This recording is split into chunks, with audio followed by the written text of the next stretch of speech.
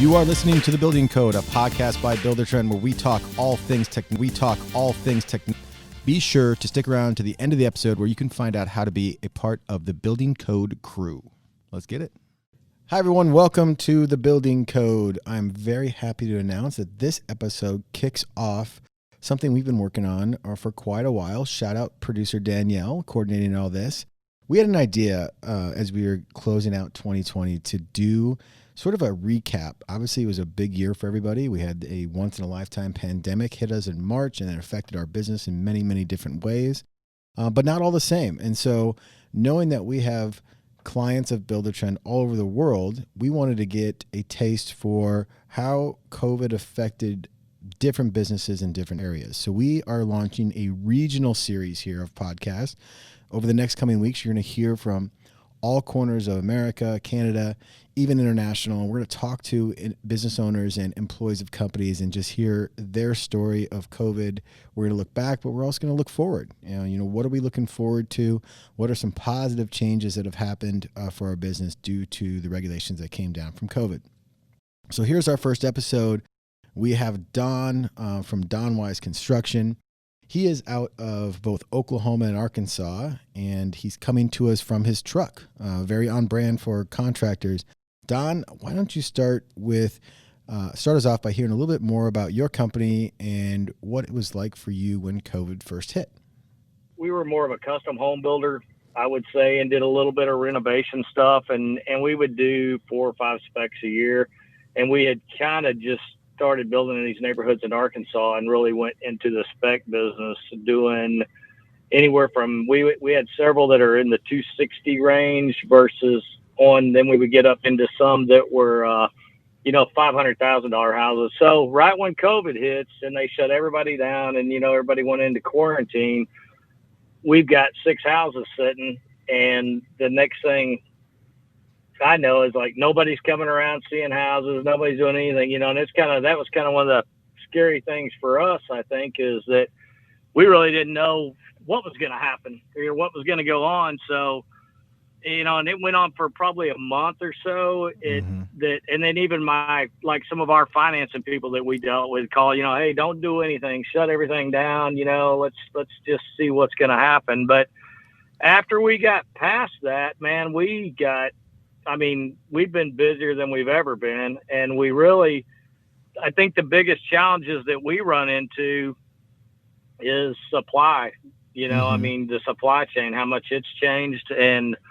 But I would say we've been fortunate that we have had only 2 people in our whole organization that's actually had COVID or that was tested and that's been out. And, but we change things, we make sure there's mask mandates here in this part of where we're at, and so we haven't really done a lot of social distancing. I wouldn't say as far as like the things go on the houses. We kind of separate some contractors out and stuff like that, but everybody's wearing masks, and then we provide sanitizer and things like that. And I think that's the processes that we've changed. In the big picture of things, though, man, last year was probably one of the best years we ever had once we got past that. We ran more volume and made more money than we've ever made. Or one of the top. That's great. So it's a challenge because you're based in Oklahoma, but you do work in Oklahoma and Arkansas. I guess take a step back. Correct. So how long you guys been in business? Just kind of give the listeners a profile of your business. We've been around. We're a family-owned business. We've been around over probably about 35 years now in total. The business was started by my father. Started off building spec houses and things like that. We kind of had a background in the floor covering business as well before we got into the construction business. So, and then I came back 12 years ago, I was in the telecom business. So I went and I worked for like Sprint and AT&T and people like that. I decided I wasn't going to be in business for myself, really. It's kind of what I thought. I grew up around it, and I was going to go out and work for somebody else and take life easy. But figured out it really wasn't like that. So I ended up coming back to this part of Oklahoma and took the company over probably right at about 12 years ago, and just kind of started trying to progressively kind of changed things, like with Buildertrend and things like that. I mean, that my dad is not a computer guy by no means, and so we've kind of had that, and we've had a lot of the same subcontractors, whether they've changed generational wise. So we've got a lot of the same guys. I would say most guys that work for us have been with us at least 10 years or better, so it's Wow. kind of been a really good partnership. Yeah. So you spent some time in the telecom, let's just say corporate world. Did you bring any things you learned in that world to your building business 12 years ago when you got involved? Yeah, I think that's kind of where I came in. And when I brought back from the corporate world, like a lot of processes as far as, I mean, and that's something I was looking for the whole time when we got into Buildertrend, is trying to figure out the best way to track, what kind of costs we had going into these houses, what kind of labor costs, material costs, time that it was taken to build these projects too, and just all the functions that go into that then that's things that we did in the corporate world. We tracked everything, I mean, we wanted to know. So that's something that never, I mean, they would keep a paper ledger or whatever in the past before. So, and we went through several different type things, from Excel spreadsheets ourselves to another company before Buildertrend. And then, so I think that's kind of the stuff that I was looking to bring back into the company that I'd learned from the corporate world. And then, some stuff, we got some old school guys here too that don't, man, they don't want an iPhone even, so Yeah. they damn sure don't want to look up anything on a computer or want to know where the plans or all that's at. But I mean, for the most part, it's went really well, and it's been well received by our vendors and our subcontractors. That's great. And so when you got into the business, I'm just curious to this. Did you have to add roles, you think? Like, did you sort of create a role for the accounting or project manager or super? Was that already sort of there, this corporate structure? Yeah, we kind of actually really, my mother did all the accounting stuff and my dad did all the rest, and just kind of, so we did create a few roles as far as that goes. And then we even brought into the thing, my wife's actually, we're all in the real estate business or the construction, and then my wife's an appraiser too as well. So we kind of, and then she's actually a licensed decorator. So we kind of brought all those aspects back into the business that wasn't being done before. So we started providing some interior type design type stuff, and helping people pick colors with the custom stuff that we were doing and things like that. And then, so we've got an accounting role, and we're still, I would say, a small company, compared to some of the bigger ones, but we have somebody that handles the accounting side of things. And then somebody that handles like all the materials coming in and out. And then I kind of end up overseeing the majority of all that. But that's kind of the roles that we have now. And then we have one person that does nothing but our social media too, which we found to be a very big deal that we kind of, I even probably resisted that for quite a while, and found out that we actually get more. We don't do any traditional advertising at all anymore. It's all either social media, word of mouth, or past customers. So. Yeah. There's definitely a trend in construction going that way.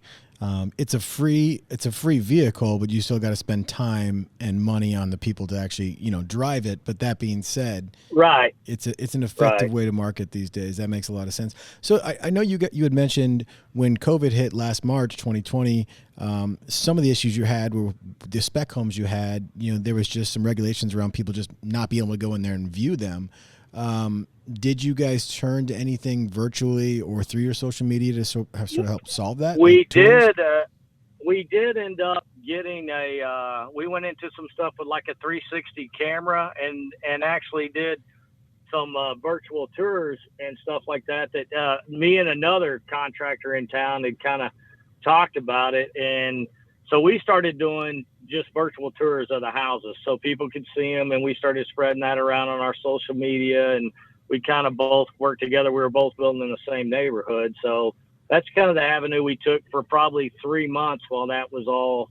And it had a lot of actual success with it, and people seem to really relate real well with it. And it's something that we've kind of hung on to. And we actually have probably progressed more into doing video and stuff on a lot of these projects that we never did before. We did a lot of pictures, things like that. But now we've even added to our social media. We do a thing called Tuesday Tour, and we'll go have either a cell phone or a GoPro camera or whatever, and we'll tour either multiple projects one day, and it's actually live on like Facebook. We do just a live Facebook feed, and so you get all the raw crap that, you know, whatever's happening on the job, they get it. We don't edit any of it, and when we've had a huge kind of following from that, and have picked up a ton of business too. That's great. It's been really good. Great idea. That's a good little takeaway from people who are listening. A little Tuesday tour, just something weekly that people can depend on. You know, this podcast comes out every Thursday, and people sort of catch wind of that. Right. And, you know, they get in the habit of watching that stuff. So, yeah, I got to believe when everybody's sheltering in place in that mid-March, early April, they're looking for stuff to watch. And so you provided them some virtual tours was probably a good idea. Yeah, and it seemed to really catch on. You know, it's one of those deals that you can kind of see when people are watching you live, but it, you know, we didn't know really what was going on or whatever. But then we skipped the Tuesday, and then we had all kinds of feedback about, hey, you guys not going to keep doing the Tuesday tour, you know? So we've kind of stuck with it ever since. That's and great. It's been a really big deal. So, man, it sounds like, you know, for all in all, you know, beyond the first couple of months of just sort of that everybody paused and didn't know what to do. And, you know, there was a lot of regulations that were coming out as fast of what you could and couldn't do.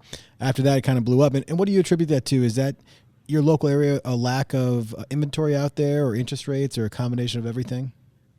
I think one of the big things that I personally, because, you know, the lumber increase was another big thing that hit us. I mean, it went to over 1,200 a board foot, and, you know, we had some projects in the middle of things that we definitely didn't have that budget. I mean, we have one project, we spent another $19,000 just on framing material. So that's 19 out of the budget. That's huge. So, that kind of part was weird. You know, we had several financial institutions calling, hey man, what are you gonna keep building? I mean, lumber's going up. I mean, that's what we do for a living, so I think we have no choice but to keep building. So but when interest rates went really cheap, I think that's what's driving the train now in this area, that so many people, I mean, you can't, as soon as we start a house, we don't even have it on the MLS, and we've got people coming up wanting to make an offer, and it's a crazy little deal. There's an area in Fort Smith, Arkansas, they call it Chaffee. It's an old military base, and they've kind of revamped it, and they've got some industrial, and they've got, you know, like food and beverage places, and then housing additions all in this thing. And it's just a hot little area that's kind of blown up with some really good and, you know, infrastructure from the city and some forward thinking from a group when they were going to do that. And then with these interest rates, I mean, man, we've just been, I mean, I don't know how long it's going to last, and I hope it don't change, but, you know, I've been reading things that maybe we could ride this thing for at least 2 years the way it's going, but it's so far so good, man. And, that's great. You know, like I said, the biggest challenges we have is like, you know, like window suppliers, and maybe our, you know, appliances and some of the normal things that's kind of, you got to order way in advance of before when we would in our process before, as far as trying to get that stuff, you know. But that's kind of been the challenges that came out. And a lot of that's COVID related. We keep, you know, because they're like the place we buy windows from, they will have 30 people out a week, whether they've had some kind of contact with it, whether they've had it. So it's really messing up their production schedule, you know, and we're dealing with that on the back end. And do your contacts at these suppliers and vendors say that there's, you know, light at the end of the tunnel where we're going to get some normalcy back to the lead times at all, or do they not know yet? I don't think that they know 100%. I think a lot of them were hopeful with the vaccine and type stuff like that coming out that it's going to work, you know. But, I mean, most of the guys we deal with, I don't think they really know yet how that's going to look. And a lot of them have changed the way they do business too, you know, I mean, with all this going on. So what do you mean by that? Like more like electronic documents or virtual meetings, that kind of stuff? Yeah, a lot of more virtual stuff than we've ever seen before, you know, and which is kind of a funny thing with, and it works out great with Buildertrend, because we get a lot more guys now wanting access to our, you know, electronic plans. So they're taking that stuff off the jobs, and they're not, so they're only sending one guy out basically, and all he's doing is maybe doing the deliveries and stuff like that. So there's a lot more virtual stuff that we've seen going on, you know, with guys that we would see on job sites all the time in the past, and which to me works out great, man, because I can cover a lot more bases, you know, that people are willing to jump more on Buildertrend, because we do all our scheduling on there. We deal with 90% of our vendors through Buildertrend now. We pay, you know, we have it synced to QuickBooks and all that, so all our invoices, everything runs through there. And that was a real growing process, I would say. You know, I mean, really, when we first got Buildertrend, our first thing about it was doing, like, you know, daily logs for jobs and just kind of keeping up with little things like that. And then we kind of rolled into the schedule part of stuff. But, you know, other than that, man, we didn't do what Buildertrend was capable of until I ended up going to the class one time. And then that's when, you know, things really changed a lot. You came up to Omaha for Buildertrend University? I went to Buildertrend University in Dallas on right. The roadshow that you guys had that time. Mm-hmm. Yep. Good. And it was great, man. I mean, and I do want to come to Omaha at some point too, because I think you know, just from the classes of learning, but also all the people that were there that do the same thing and kind of figuring out how they use Buildertrend too, and the little quirks and little things that they find, I mean, was very good for us. Yeah. The collaboration between the contractors that come and the different groups, you know, every month they sort of stay together and communicate. It's almost like its own little community. So that's great. Well, we'll definitely be sure to let you know when we open things back up. We're still kind of in that planning for 2021, but I'm sure it's sometime next year. Well, I mean, it sounds like, you know, all in all, there's been some positive things that have happened for you and your business, you know, and as you look to 2021, you know, there's a demand there. Are there things that you guys are getting ahead of, whether it's buying land or doing anything just to make sure you can fill that demand? Man, that's the thing that we've done, is that we really jumped on a thing. And like our forward deal is we've been out and bought as much land as that we could put into our budget and buy in a couple of these projects that were already going. And then we bought some undeveloped stuff, but we bought into a couple of neighborhoods, and we probably went from where we were going to do 10 houses that we've already committed to, you know, 30 lots in a neighborhood that we probably wouldn't have done in the past. But just because of the way the market is now, we're willing to gamble on that and go out and get all we can get while it's here, man. That's great. Well, man, we obviously wish you the best. Really appreciate your time, you know, giving us a recap of you and your region and sort of what your experience was. All overall positive things in, you know, 2021, 2022, maybe 2023, as you said. Absolutely. You know, let's keep this thing rolling. So, man, we'll check in on you in 6 or 12 months. We'll see how things are going. Okay. All right, man. I appreciate you guys. Thanks a lot. Appreciate you. Have a good one. All right, that was a great conversation with Don. Thank you very, very much again. Next up, we've got Mike from Arista Development. Well, Mike, welcome to the podcast. Good to be here, Paul. Thanks for joining us. Obviously, this is a series about the last 10 months. And more importantly, we know that every single region and state has their own experience with this once-in-a-lifetime pandemic last March. And so we definitely want to focus on that and hear your story and your company's story. But first, as always, let's just hear about your company. Like, can you just give me the rundown of who you are and what you do? Absolutely. Once again, my name is Michael Fraembs with Arista Development. We're a semi-custom and custom home builder down here in Las Cruces, New Mexico, which is the southern part of New Mexico.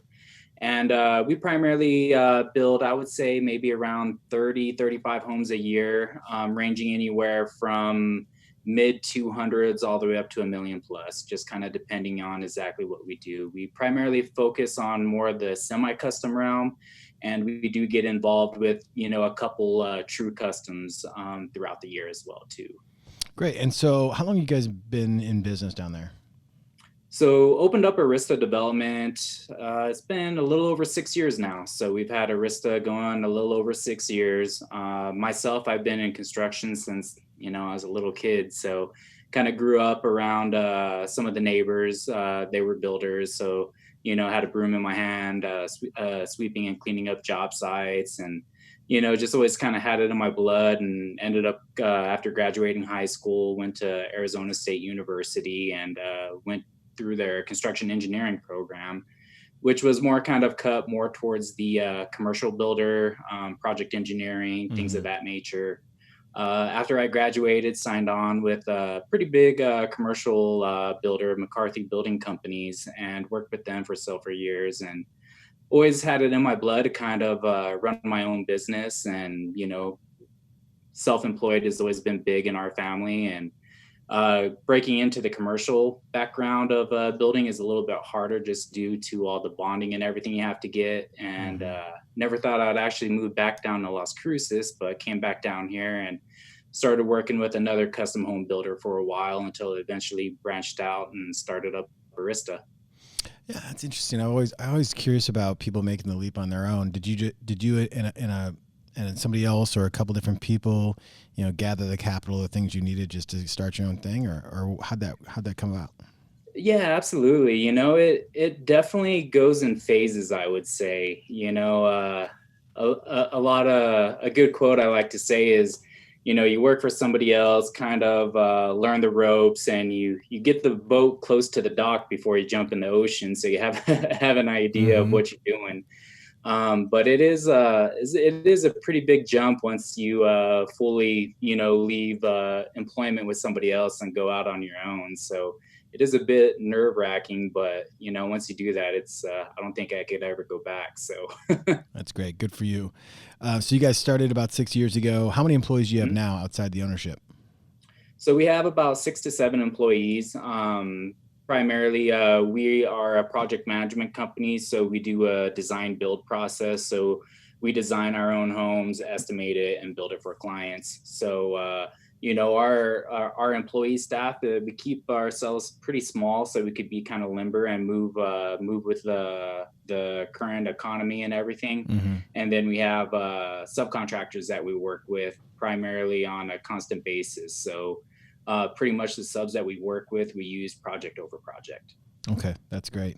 So let's just jump into it. March 15th is what we're calling the date of when everything went down. We were talking right before this that I was with my family in Phoenix on vacation, oblivious to this coming down the pike, and hit us hard. I have four girls and a wife, and so we decided to drive home to Omaha, Nebraska, which is like 20 some hours. Went through New Mexico my first time and loved it. But that's beyond the point. So you're in New Mexico. Every state, every region sort of had different things and different unique experiences. What was it for you guys? What was it like? When it first came out, so what was really crazy is we go to the National Homebuilders show every year, which this last year was in Las Vegas. So we had a big gathering down there. We try to make it an annual thing, and that's January. Starting off the year. Yeah, we always learn tons of neat stuff down there, and get back and start getting back in the swing of things. You get motivated, and things that you want to accomplish through the year and everything, and then good old COVID hits, and it was baffling exactly what happened. I think there was just so much confusion, and it was so uncertain, nobody knew what to do. And so, of course, kind of being reactive to everything, we want to make sure we're properly secured. So, we get all our spec homes sold, which a spec home is you build it for speculation and you turn around and sell it after the home is completed. So comfortably, we like to keep about 3 to 4 spec homes on the ground. Once COVID hits, we're immediately thinking, oh no, here we go. This is going to be bad for the real estate economy. Time to button down the hatches and really kind of get in conservative mode. So, kind of a couple months pass through. We sell all our spec homes. We're still doing pre-sales, which we do quite a bit of. Primary of our focus is pre-sales, which a client hires us to build their house. And all of a sudden, the economy just explodes. And I think it's pretty much been that route through the whole United States. But holy cow, we never anticipated how busy residential construction would get. Obviously, we did have some hurdles, due to COVID. But here in New Mexico, we're a pretty small population base. So we didn't really see that big of an impact of COVID until I would say about October is when we really started getting hit with it. So, Really? Wow. you hear everything in New York, California, a lot of stuff in Texas, Seattle, all these bigger cities are just getting, you hear all the stories and healthcare providers and everything, how difficult things have been. And luckily here, Las Cruces, I don't even know, to be honest, population base, but I would say we're probably about 150,000. So it's not a big city, but it's not a small city either. And for the longest time, 20, 30 people here and there would be positive with COVID, nothing too major. And October rolls around and we just get ramrodded. And I think it's because we're so close to El Paso, Texas, which is a pretty big population base, it starts bleeding over into our community. And, October, like I said, is when we got hit. And before that, we didn't see a whole lot of negative effects other than, some supply issues and things of that nature. Yeah, just the initial shock of, like, as you said, what's going to happen. So I'm curious, when you say conservative mode for a company of your style of building and size, what does that mean for you guys? Just try to reduce some of the liability. Obviously, if we have 4 spec homes on the ground and they're not selling, then obviously, that's a pretty good mortgage payment on 4 homes that are just sitting there. So that's what we try to do is we decided, okay, we typically like to keep 3 to 4 specs on the ground, but just due to COVID, let's minimize that and really sell these specs and kind of wait to see how things shape up.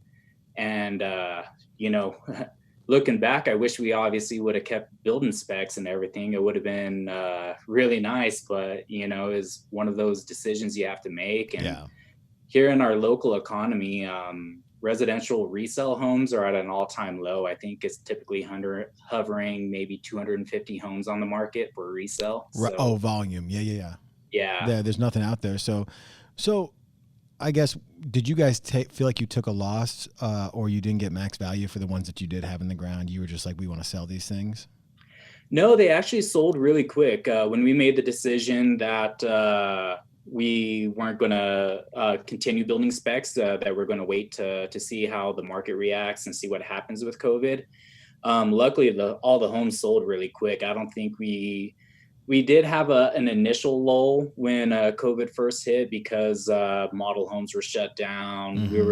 We were considered essential service, so we were able to keep building. But just with the uncertainty, we were very cautious with people coming into the model home and really scheduling more appointments rather than having open houses and such. So we did see an initial kind of lower traffic for the first couple of months, but things picked up immediately, and the market just took off extremely well. Yeah, it looks like it's booming down there, which honestly it is in our Midwest as well, in Nebraska. And I think, fortunately for our industry, which we care so much about, I think it's happening in a lot of places. So that's really great. So really what you're saying is you've lost sort of some months where you could have been, putting some more homes in the ground. Right. Absolutely. Yeah. So, but you guys are obviously doing that now. What's sort of your outlook as we move into 2021 in your area? Obviously, you guys are feeling pretty bullish about it. Yeah, we're feeling very confident for 2021, especially with how I think what really sparked a lot of the activity is the low interest rate. I mean, we've had people lock in less than 3%, like 2.8, 2.4, which is unheard of. It's basically free money. So I think that's what's really been driving people. I think 2021 is going to be a very solid year for both real estate and construction. Not here just locally, but, throughout all of the United States. I do think, I wouldn't say I'm worried about 2022, but I still kind of have my eye on the ball with that, kind of wondering how everything's going to react after the new elections and all the political jargon and all that fun stuff. So, yeah. Luckily, we're past that, at least for now, which is very nice. We'll see. We'll see what the next few months and years look like. I want to just maybe end with going back to that initial moment of unknowing what's happening with the pandemic. I think this is really important for other business owners to hear and maybe relate to. What was your message to your employees? What was kind of the ownership talking about as it relates, or maybe even your subcontractors? You said you had a really great relationship with them. What was that dialogue like? What were you telling people? I'll give you both examples. When this first hit, so our employees, we're almost like they're an extension of our family. We're working with them every single day. They mean a great deal. I couldn't do what I do without our employees. And basically, we even had some new hires that we brought on board right before COVID hit. And this was a gentleman that moved from the Lubbock, Texas area, moved all the way down here to take employment with us. So obviously, he was probably pretty shaken up and like, oh no, I hope I still have a job here in the coming months. So, luckily our company has always been pretty stable, and we have, enough to weather the storm. And we kind of had a meeting with everybody and basically just said, look, we're going to kind of take the ride on the roller coaster and see where things go. But, most importantly is keeping everybody safe. Obviously, don't want, to put yourself in unnecessary harm's way. However, we still obviously want to keep doing what we do, but at the same time, we need to keep our clients safe, keep our employees safe, and our subcontractors as well. Mm-hmm. So some of the things that we did was we tried to, typically on a construction schedule, we'll stack multiple trades in the house at the same time. So we did a few things as trying to, let the electricians do all their job. Same thing with mechanical and plumbers, let them solely in the house and do their scope of work before we bring somebody else in. So we try to minimize some of the stacking we did. Obviously, there's some people that work on the outside, like your stucco contractors, concrete guys, things of that nature. And then you have some of your interior finished carpentry guys working as well. But, luckily, it seemed like everybody worked together really well. I think our state was one of the more strict states when it comes to the lockdown mandates and everything. Luckily, construction was deemed essential, but being in restaurant service, barbershops, salons, it would be a whole different story. And I think I'd be talking about this whole COVID issue entirely different if I was in that industry. Yeah. And we talk about that a lot, is that, it's very fortunate for our industry and our small businesses that we deal with that we were in the position we were, but we definitely, feel for anybody else that is a small business that wasn't as lucky. And hopefully that turns around for sure. So it sounds like you guys just had a renewed focus on the schedule, a renewed focus on just open communication with your trades about like, here's why it's important you're not there with, when this other trade's there. And did your trades respond because of your good relationship with them well? Was it a good interaction? They did. And what's nice is a lot of our trades work well with each other. Sometimes when you put one subcontractor in with another, it could kind of be like oil and water. Sometimes they just don't click. But most of our guys have been working with each other for so long, they kind of knew their boundaries. They try to keep their guys working on a certain aspect while other guys will work on other things. October-ish, when we started getting hit really hard, is one employee test positive. It would basically take that whole crew down for, 14 days or something that they would have to quarantine. Mm-hmm. So that's when we really started seeing some schedule impacts. And luckily, our clients have been very understanding, and, obviously people are wanting to get into their homes on the holidays and things of that nature. But, it's just crazy times and kind of have to roll with the punches out there. So, yeah, it just really, I think, highlights companies like yourself that have good relationships with their sub network and their employees and good communication with their clients. Because it seems like those companies, everybody was really understanding. Everybody kind of understood this is a unique time, an unprecedented time, and they weren't as maybe as harsh as they might be with other delays in the past. So that's great to hear. So looking forward to or looking back, is there any lessons that you and your business partners have sort of learned that you're going to take forward with you for the business, whether it's because of COVID specifically or just because of the situation you were put in? I think it just falls into running a business. You always have to be quick on your toes. Things happen. You can never forecast the future. And we don't have that crystal ball that's going to tell us exactly what's going to happen. Some of the things that, we were pretty fortunate on was we always had a big focus on more of a smart home technology. So when COVID did hit, we couldn't have, my wife sells a home. So, obviously her safety is high priority, a lot of people coming into the homes as well. So it was nice being able to have a smart home where she could literally lock and unlock front door to allow people to come into the house. We had cameras so we could visually see what's going on to the home, make sure, things, especially with all the crazy riots and everything that were going on, that, theft and vandalism wasn't going on. Even simple things as being able to hit a button on your phone and it turns on all the lights so the home properly shows well. Things of that nature. Being innovative and just trying to stay ahead of the trend has really helped us significantly. And I think implementing new items like that, and as things progress, keeping in touch with that. So yeah, so your company's strategy of always being on the forefront of technology, you realize that really helped you during this time. So you're gonna absolutely keep pushing that. That makes a lot of sense.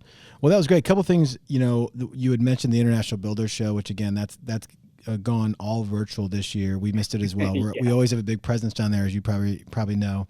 I always stop by, say hi to you guys all the time. Yeah. So yeah, and we love that. We're missing it this year. It was in Orlando, but for anybody who's interested in the education part of it, just go to buildershow.com. There's some great educational classes. I'm teaching one about virtual project management. You can still sign up there. So it's called IBSX this year. Mike, thanks so much for coming on. I mean, your story is a great story. It sounds like, without a few hiccups, you guys survived this and are thriving. So we wish you the best. I guess I have to ask everybody from New Mexico, is it red or green for you? So northern is more red. It's all green down south. So yeah, green chili is the way to go. If you don't know what that is, Google it. New Mexico, red or green. All right, Mike, man, we wish you the best. Totally appreciate your time. And thanks for being a client of Buildertrend all these years. Absolutely, Paul. Nice chatting with you guys. All right. Appreciate you. All right. Thanks again, Mike, for being on the show. Last but not least, we're going to hear from Edgar Garcia with Bella Vista Custom Homes. Well, we had to really adjust. I mean, this pandemic hit us. I thought it was going to be a lot worse than what it affected us at this point. Mm-hmm. Luckily, also I was the president of the Association of Builders at this time during the last year. So I just finished really recently done with that. Now I assume my post as past president, but there was a lot of stuff that was going on, and luckily we're part of this great Texas Association of Builders that had a lot of pull as far as with the legislation in Texas. But basically, we never lost a day due to COVID because of as far as our efforts with the Texas Association and our involvement with them. Because right off the day, I know the county wanted to shut us down, but since we became essential businesses, we're classified in that classification. We never lost a day. Wow. As far as work, we're lucky to be living in this great state of Texas that never shut us down. Mm-hmm. They shut other businesses as well, as far as restaurants, bars, and all that. Mm-hmm. But it just goes to prove that we're having a great association, being part of it, how it helped us as far as to continue business.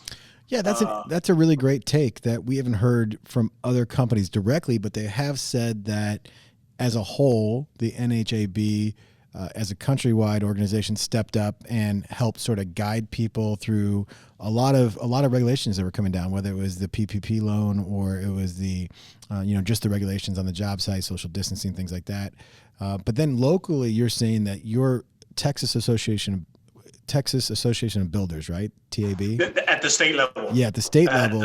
At the state level, they were able to talk to the governor and kind of convince us to be part of the essential business, which we're classified as our essential businesses. And I know locally, there's been a couple of times that they wanted to shut down as far as the construction industry because of the spread of it. I don't know if you remember back in November, El Paso was making headlines as being part of the as far as the numbers increasing on a daily basis. Yeah, we did hear that. We made national news as being part of that COVID thing, as far as our numbers were increasing drastically every day. And it was October, November. So during that time that the issue came out that they wanted to shut down as far as construction, but they couldn't, because it has to be, the only one that can really shut down businesses is the governor. Yeah, that was my question. So it had to come from the governor on the state level. It has to come from the governor, and even our county officials did shut down some of the businesses during that time, and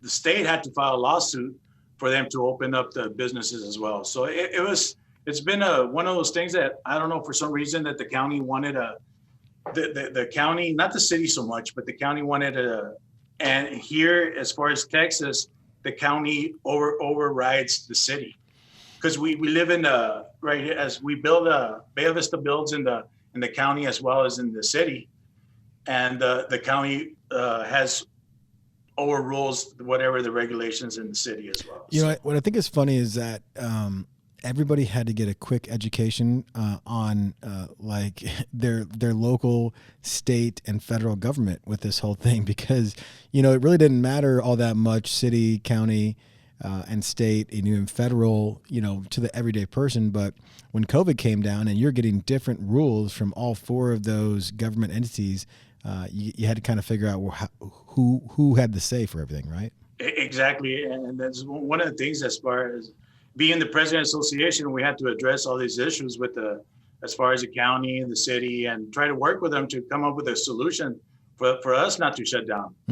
Because if we shut down, I think most it would financially, it would have hurt the city and the county. Yeah, exactly. So that's interesting. Edgar, you were the president of your local association of builders. Correct. Trying to run your own business, and probably the hardest job a president of an association had ever had to go through, which is figuring out this pandemic, and people looking at you, I bet, your companies in your association, like, hey, give me some guidance here. You were doing double duty. Now, did they pay you extra now that you're out of it to be the president? Well, I wish they did, but not as being part of the association is one of the things that's I consider kind of like your civic duty. Everybody, we have a different president every year. And for the most part, it has to be a developer or a builder that becomes president. Now, if there's no presidents or developers that want to be president, then we go to our associates. But to benefit the association, I think the best candidate for that job has to be a builder or a developer. Right. To look for the best interest of the builders and developers at the same time. Yeah, they should tip their cap to you the next time you guys have a dinner for the association, and maybe get you in the Hall of Fame for having to navigate these waters. It was also funny because the president of the Texas Association of Builders was also from El Paso. Oh, really? Yes. So, like I say, it worked out great on our part, because we had a really, really close hand to as far as the Texas legislation through our president here, Randy Bolin, that he was the president of the Texas Association of Builders. So yeah. And now I'm also involved as far as in several committees at the state level. But like I said, everything he planned out and it worked out well. As far as for him, he also got the brunt of it, being the president as well, as one of the worst scenarios you could go through. Mm-hmm. Well, it also shines a light on the importance for companies who maybe have started coming into construction over these last 4 or 5 years. Maybe they've resisted joining local associations of builders or the state level. You're seeing now supporting those things are very important for the industry as a whole. And the good thing that you bring that up, because the trend was as far as associations are dying throughout the country. Going through this, a lot of people did see the value as far as the association, because during that time, once after March, we were probably having weekly meetings of all the different stuff that was coming. How do we address them? What do we need to, as far as to do as builders, to be able to do our part, so we wouldn't get as far as citations or anything, or even try to keep the city and county happy as we're doing our work. Yeah. And I think it's important. Maybe it's a really great thing for these, as you said, we've been in, construction for 14 and a half years as Buildertrend. And I can attest to your comment. Yeah. The associations were sort of dying in terms of their reputation of being needed by these companies. A lot of that is because of the internet, and trade shows were going down because there's less of a need to go to a trade show to see that product in person, whereas you're seeing a lot of that being done virtually. And I think a lot of people associated a lot of the value of associations with sort of like these physical events, right? Where you would get together and you would network and you do continuing education classes, and then you would do trade shows. But that's not the only value that these associations have. And I think that we've just shown a light on that it supports the industry as a whole, your local and state industry. And it's a great resource for you as a contractor to make sure you're doing everything right. And you got to support that stuff for that stuff to exist, right? Exactly. And people don't really see the value association until you really get involved. Here in El Paso, with the city, we're one of the very few cities here in the state that allows private inspectors with the city. And through negotiations with the city, because we're having issues as far as inspections, they're falling behind, delays and all that stuff.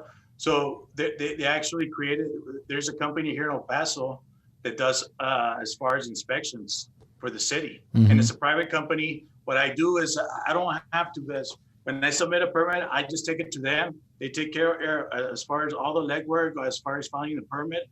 And then when it's time to do the inspections, I schedule with them. So it kind of works out. Instead of having an inspector that you can't even, some of these city inspectors, you can't even talk to them or get them on the phone, or and they go do their inspections and they don't even work with you or anything like that. They just red tag you, and that's it. And with this relationship that we developed with this private company, it's a two-way street. I don't take you in you don't get business from me if we're not working together. Yeah. So it worked out pretty good. I mean, that's, and like I said, we're one of the few cities in the state of Texas that we actually have private inspections. That's a great example of what a local association lobby can do for you, because that helps everybody, right? You can get inspections faster. Like you say, it's more of a two-way street rather than just somebody slapping things in. Even because even working with the city, you would schedule an inspection and you wouldn't even know when the inspector was going to go there. Now you would have to physically just spend the whole day there, or just take your chances and hopefully everything would pass and you wouldn't even know. And until the end of the day, you went to the job site and then you figured out that you passed or failed. This way, at least there's a communication. What time are you going to be there? Either by text message or phone call, and then you can meet up with the inspector, and it just works a lot better. And it builds a business relationship between them and us. Yeah, that seems like a win-win. So, I mean, I guess a great call out would be, and I know we're on a tangent here, but I think it's important because it was highlighted by the pandemic, is your local and state associations are super important. They need your support. So if you're a contractor listening to this, go support your local and state associations. Get involved. As Edgar said, he feels like it's his civic duty, and I think that's a great way to think about it. Get involved and help the industry as a whole. Now, you were involved in El Paso. We haven't really told the audience yet. So you're based out of El Paso, Texas. Can you give everybody just kind of the rundown of your business? What's the name of your company? What do you guys do? Well, it's Vista Custom Homes. I was looking at the days because I knew I was going to have the show, and I went back, and then actually this is going to be our 20 year anniversary in July. Awesome. We've been building custom homes. I'm a second generation firefighter, and I started this company back in 2001 when I was still on the fire department, and I did it as a part time. I was doing a little remodeling here and there. But with remodeling, people want you there as far as their 20 every day. And that's something when I had to, as far as school, we work 24 on, 24 off. And I couldn't do that all the time. So we decided to start a company. It was me and my brother. And then we started Vista. He's gone his own way. He's done another custom home builder here in El Paso. Both of us are doing very well. Good. But we started that. And then the reason we went to the building, that way we could still, because he was also a firefighter. That way we could go to our jobs, and then we can run as far as the jobs as far as when we were off, and we didn't have to as far as account for as far as our time. Yeah. So you're saying that, yeah. So when you build a custom home, you don't necessarily have to be there every day. That Exactly. schedule as a firefighter where you had 3 days on, 3 days off, or whatever your schedule was, that actually worked well for you. Exactly. It worked very well for me as far as to be able to continue. So that business evolved. Mm-hmm. Now we build anywhere from, I'm going to say probably from 18 to 24 houses a year. We're probably we build from 8 to 10 million a year. Nice. And we've been doing very well. How many people you got right now? Employees? Here in the office, I got 7, and out in the field, we got 8. Okay. And we mostly what we do as far as we supervise our subcontractors, but at the end also we with our staff that we have in the field, we finish out the houses to make them look as far as, because we build a real quality home, and you can't get that out of the subs. You physically have to have somebody from our staff finish up as far as for the quality that we're looking for. Yeah. What kind of, I've always been interested in this because everybody's business is set up differently. And there's probably no right answer. It just depends on where you are locally, where you are in the nation, and, the different subs and trades you have there in quality. So for you finish things with your local staff. What kind of items does that mean? Is that paint, touch up? Is that the carpentry? What is that? The very last details as far as molding in the corners, make sure that the house is as close as perfect as possible. Okay. Because there's a bunch of builders here in El Paso, but our niche is quality. Right. That we by hands on, as far as people walk into our houses, you can actually feel and see the quality of our work. That makes sense. That's why I think that's what it kept us as far as growing every year. Every year we seem to be growing every year, and then as far as our clients, they refer us to somebody else, and that's how. Yeah. Right now we got about 15 houses on the ground right now, and then over 40 and as far as planning wise. Wow. It's crazy here in El Paso. It's going to take me 2 years to be able to build all these houses that we have right now. That's a good problem to have, though, right? Well, yes, it is. Yeah. But then you suffer as far as all these customers are. When are you going to start my house? When are we going to start? And what I tell my customers right now, you're looking at it, once you sign proposal and you sign contract. Once you're done as far as designing your house, it's going to take us about 1.5 years before we can even complete your house, because it'll take me 6 months before I can start, and then probably another year to be able to finish your project. So, but with the type of quality they get with you, hopefully they'll hang on for that. And most of it been real substantive as far as be able to work with our timeline. That's great. Yeah, and a lot of that timeline, I guess, can assume has been adjusted because of the pandemic. Lead times on product ordering and just the availability for you guys to be able to do stuff. Did you have an adjustment to the time it takes to build a home since the pandemic came? Oh, absolutely. Yeah. We were probably building usually homes here for a production builder, they'll build in about 3 months. For these custom homes, we're probably knocking them out between 8 and 9 months. Now we're at the point it's going to take 1.5 years by the time we go into contract and finish the product, the houses. And what do you attribute that to specifically? You know what? It's an interesting thing because we have this border here close to Juarez. El Paso borders with Mexico in the city of Juarez. And what the COVID did, they shut down as far as only United States citizens go back and forth. Well, there's a lot of labor force that was coming in from Mexico to as far as for our subcontractors on a daily basis. They live in Mexico. Yeah. They have permits to come in and work, and then they go back at the end of the day. Well, when they shut down the border, we lost a lot of labor. Oh, wow. And then with the rise of people moving into El Paso and moving out of the big cities and trying to move into Texas, well, that created, as far as our subcontractors don't have enough people to be able to, as far as to get to all the work that we have. Well, I think this is a great example of why we did the regional podcast, because that's so unique to where you guys are and a great unique story that people should hear. So there's 2 things there. First of all, labor shortage, because you could actually drive from Mexico across the border of Texas, I assume, and come work in the United States for the day, drive back. Yes. And that's a lot of great labor that you guys had. Beyond that, though, you had mentioned something else I don't want to gloss over. People are moving to Texas, right? Yes, absolutely. I think I know why, but why don't you explain, why are people moving to Texas? Well, I think, what's happening is, for the most part, I think Texas we have very big Republican as far as views, as far as the El Paso's, it's kind of different. Yeah, because you got Beto O'Rourke there. Excuse me? You got Beto in El Paso, right? Beto O'Rourke. Yes. So he's not Republican.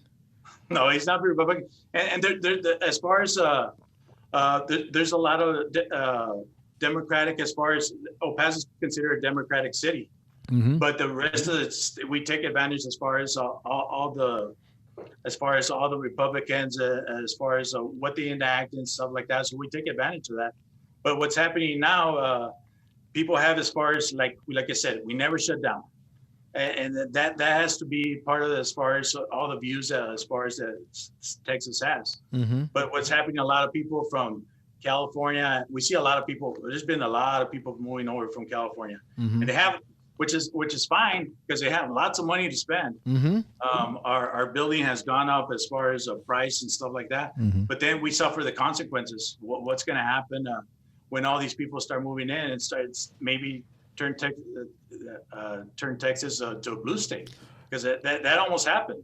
Right. That That's almost happened, and point. it's bound to happen within the next couple of years here. Yeah. And then we'll see where that's going to take us, because there's a lot of as far as how Texas feel, as far as the right to guns and stuff like that. So it's going to be different. I mean, the next couple of years is going to be very different to see what's going to happen to Texas in the couple of years. Yeah, that you bring up a really good point. So, as I understand, a lot of people are moving to Texas for a few reasons. That in the current time, the COVID restrictions for businesses and just as a citizen, being able to go out and go to restaurants and things like that at your own will, that's really loose there.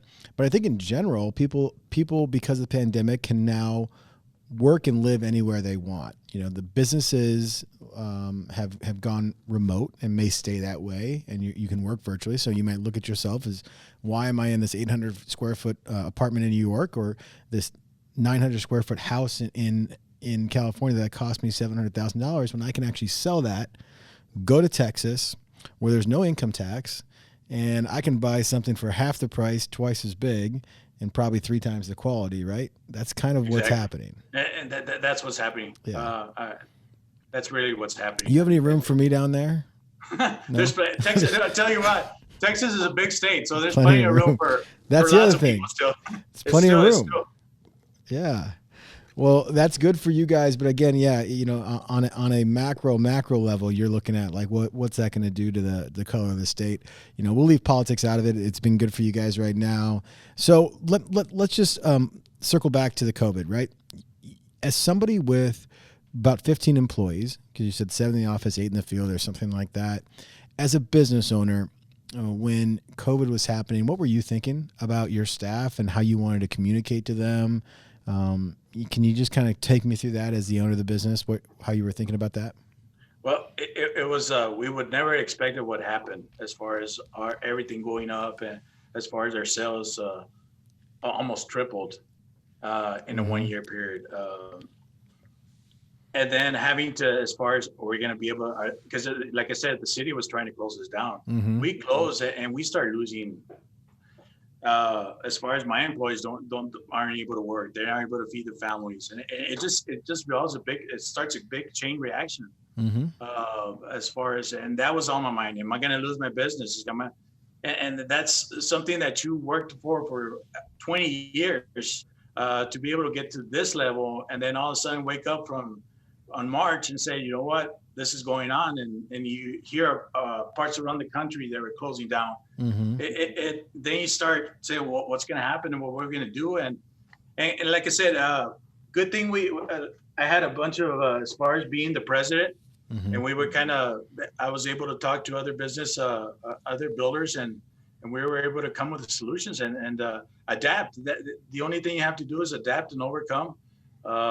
Then we started, as far as what we did at our local level, we started installing hand washing stations anywhere it could be very one of those real elaborate washing stations to a simple tank with water and some soap. So the subs could start washing in there, go in there and wash their hands to prevent the spread. And then also what we implemented as far as builders, we would only have one subcontractor go in there at a time instead of having 3 to 4 at the same time. That way we kept our COVID numbers down. So you had to adjust the schedule. Yes. Yeah. And just the schedule. That was the biggest thing, because you usually have 2 or 3 subs working at a job at any time, and then drop out as far as to be able to drop to a single level, single sub being at the job site. I mean, it takes coordination. Good thing we have Buildertrend to be able to adjust the schedule, and as far as a matter of seconds or even a couple of minutes spent on your schedule, and so we could adjust that, which worked out real good for us. I mean, like I said, I've been using Buildertrend, and seems to every year we adapt something new. Last year was the last fight because my wife is a designer, and they had everything on notebooks. And finally, the production guys out in the field says, "Hey, every time we need something, we have to come to this notebook and see what it is." So my project manager, who's helped me tremendously to be able to develop at the level that we're at right now, it says that I think we're at the phase where we need to start bringing in selections. And my wife was totally against that, because it was going to change the whole world, and it takes a lot of effort to be able to convince people the worth of Buildertrend. Yeah. It's going to take a lot of time to as far as to start selections, but once they're there, they're there. It's a matter of a couple of clicks and you're done. Yeah, changing habits in any industry, but especially our industry of construction, I've seen is really tough for employees, and it's understandable. You know, you get used to doing it a certain way that gives you some security in your job, and you know what you're doing every day. And even if it does sound like, man, this is going to save our company money or you time, sometimes it's not worth it for them to even like think about it. But you know, one of the unique things about the pandemic is people were forced to change. There was no option. Like, we are going virtual with meetings. We are, going to start using digital signatures on documents because we physically cannot do anything else. And so do you think it got people used to change in this industry more than they ever have been before? Yes, it had to, because you had to very quickly adapt and overcome as far as what you needed to do for that day. Yeah, and everybody was in it together. Like from the youngest employee to the owner, we all know, because this is such a huge event in the world, this pandemic. Like, we all know we have to change. Right Now, how do we do that? But this kind of forces quick, because but before the pandemic, I would never tell you I'm going to be in a Zoom call. Yeah, I hate looking at myself as far as being on the camera. Yeah, But we had to change. I had to have my meetings on GoToMeetings, Zoom, whatever we had to do to be able to continue functioning. And it was a quick change. And like I said, it was something that it kept on your feet constantly, because every day was a different day, and you had to be adapting every day. So this pandemic, I mean, it has shown us a lot of people have learned from this as far as how to adapt and overcome. Yeah, that's been one of the big positives, especially for this industry that is so has been so slow to adopt change or technology into the industry. That's really pushed forward, and I think that's going to benefit the greater industry as a whole. I just do. I think we're seeing some of that. You know, you're on with a handful of other clients across the United States and Canada, and almost every interview we've done, they've given us an example of how going virtual has saved them time, whether it's driving to the permit office when they don't need to, or, having a selections meeting in person where it's like, man, we could do so much more virtually and then record the whole thing. So are you seeing some of that stuff too? Yes, yeah. Absolutely. And I was hearing one of your podcasts, because I started, when you came up with these podcasts, I started listening to them, and then you get into the rhythm of listening to one. And you know what? Even though you've picked up one little thing, what's in the other podcast? One of the things I picked up on one of your shows, that you had somebody, I don't know the name of him, but he says to have as far as a GoToMeeting or a Zoom meeting once a week. to be able, instead of going back and forth with these texts, emails and stuff like that, you get that, set up a meeting with that client once a week and you go over all their stuff.